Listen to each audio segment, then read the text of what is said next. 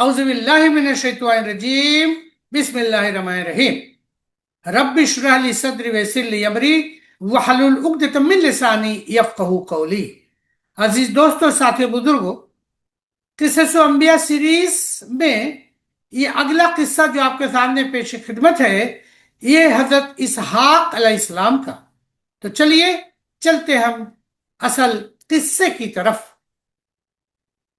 سورہ انبیاء سورہ نمبر 21 آیت نمبر 72 کا ترجمہ۔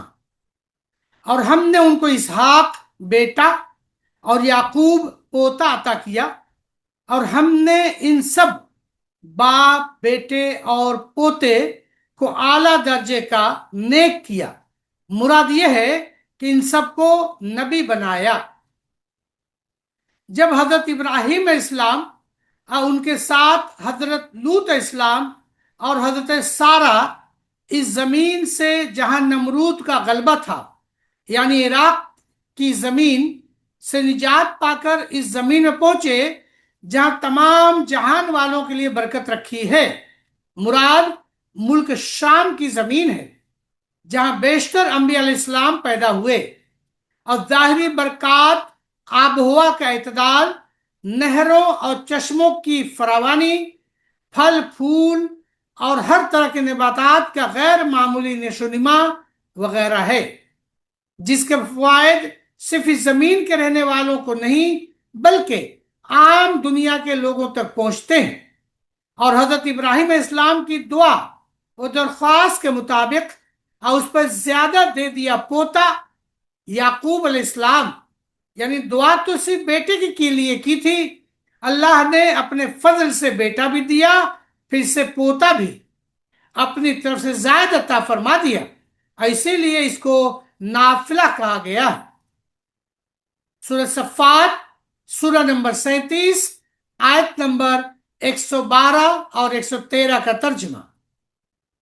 ہم نے حضرت ابراہیم اسلام پر ایک انعام یہ کیا کہ ان کو اسحاق کی بشارت دی کہ نبی اور نیک بختوں میں ہوں گے، اور ہم نے ابراہیم اسلام پر اور اسحاق علیہ السلام پر برکتیں نازل کی۔ ان برکتوں میں سے ایک یہ ہے کہ ان کی نسل بہت پھیلی، اور اس نسل میں کثرت سے انبیاء پیدا ہوئے، اور ان دونوں کی نسل میں بعض اچھے بھی ہیں اور بعض ایسے بھی جو بدیاں کر کے صریح اپنا نقصان کر رہے ہیں۔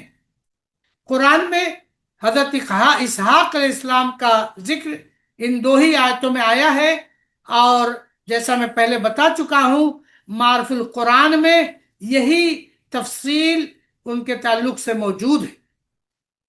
ایک آپ سے گزارش ہے، اگر آپ نے ہمارے یوٹیوب چینل ندیم عثمانی کو ابھی تک لائک اور سبسکرائب نہیں کیا ہے تو اسے ضرور کر لیں، تاکہ آنے والے تمام ویڈیوز کے نوٹیفیکیشن آپ تک پہنچ سکے اور ان معلومات سے آپ فائدہ اٹھا سکیں۔